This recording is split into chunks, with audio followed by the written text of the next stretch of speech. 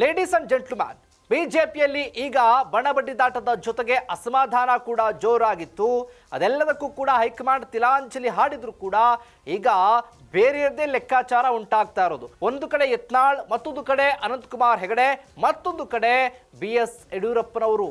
ಈ ಲೆಕ್ಕಾಚಾರ ಏನು? ಯಾರಿಗೆ ಲಾಭ, ಯಾರಿಗೆ ನಷ್ಟ? ರಾಜ್ಯ ರಾಜಕೀಯಕ್ಕೆ ಎಂಟ್ರಿ ಕೊಡ್ತಾರಾ ಹೆಗಡೆ, ಅಥವಾ ಯತ್ನಾಳ್ ಅವಶ್ಯಕತೆ ಬಿಜೆಪಿಗೆ ಇಲ್ವೇ ಇಲ್ವಾ? ಯಡಿಯೂರಪ್ಪನವರ ಸಾರಥ್ಯದಲ್ಲೇ ಬಿಜೆಪಿ ನಡೆಯುತ್ತಾ? ಇದೇ ಫೋಕಸ್ನ ಸ್ಪೆಷಲ್ ಸ್ಟೋರಿ, ಯತ್ನಾಳ್ಗಿಲ್ಲ ದಾರಿ.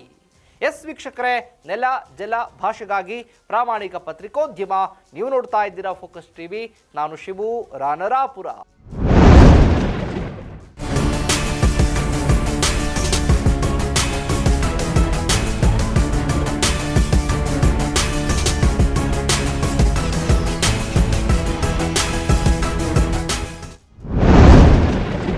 ಹಿಂದೂ ಹುಲಿ, ಹಿಂದೂ ಫೈರ್ ಬ್ರಾಂಡ್ ಯತ್ನಾಳ್ಗೆ ಈಗ ಮತ್ತೊಂದು ಬಿಗ್ ಶಾಕ್ ಕೊಟ್ಟಿದ್ದಾರೆ ಮಾಜಿ ಮುಖ್ಯಮಂತ್ರಿ BS ಯಡಿಯೂರಪ್ಪನವರು.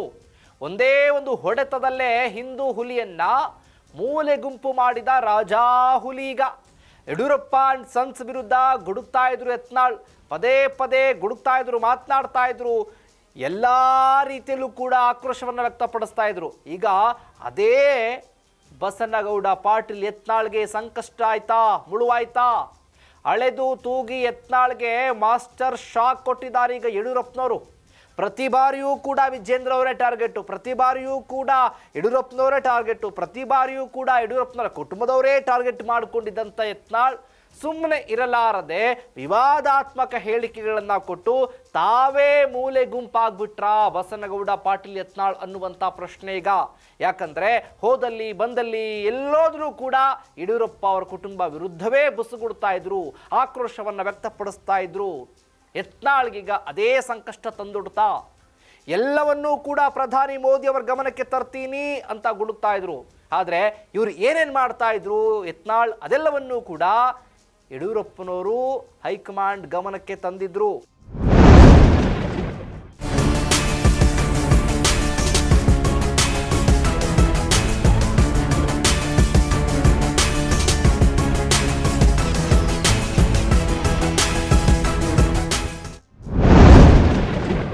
ಅದು ಎಲ್ಲ ಒಂದು ಕಡೆ ಯತ್ನಾಳ್ರವರಿಗೆ ದಾರಿ ಸಿಕ್ಕಾಬಟ್ಟೆ ಬಿಗಿ ಆಗೋಯ್ತು.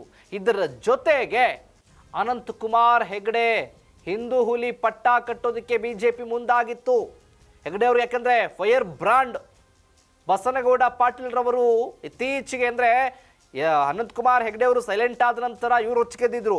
ಆದರೆ ಯತ್ನಾಳ್ಗಿಂತ ಮುಂಚೆನೇ ಕೂಡ ಅನಂತಕುಮಾರ್ ಹೆಗಡೆ ಅವರು ಹಿಂದೂ ಹುಲಿ, ಯಾಕಂದ್ರೆ ಫೈರ್ ಬ್ರಾಂಡ್ ಅಲ್ಪಸಂಖ್ಯಾತರ ಸಮುದಾಯ ಅಂದ್ರೆ ಆಗ್ತಾ ಇಲ್ಲ. ನೇರ ವಾಗ್ದಾಳಿ, ನೇರ ನುಡಿ, ಯಾವುದೇ ಕಾರಣಕ್ಕೂ ತಲೆ ಕೆಡಿಸ್ಕೊಳ್ತಾ ಇರಲಿಲ್ಲ. ಯಾವುದೇ ವಿಚಾರ ಬಂದರೂ ಕೂಡ ಅದು ವಿವಾದ ಆದರೂ ಪರವಾಗಿಲ್ಲ, ಮಾತನಾಡ್ತೀನಿ ಅಂತ ಇದ್ದಂಥವರು ಇದೇ ಅನಂತಕುಮಾರ್ ಹೆಗಡೆ.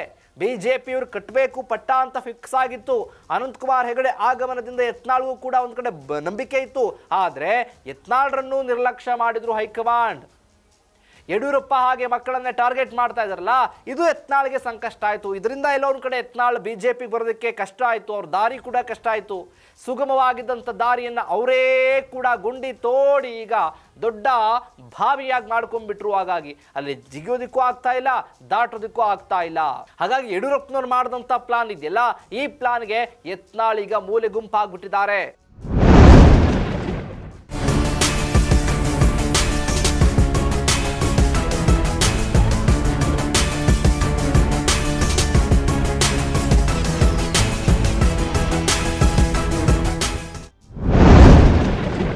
ವಿಜಯಪುರದ ಬಿಜೆಪಿಯ ಉಚ್ಚಾಟಿತ ಶಾಸಕನಿಗೆ ದಾರಿ ಯಾವುದಯ್ಯ ಅನ್ನೋದೇ ಪ್ರಶ್ನೆ ಈಗ.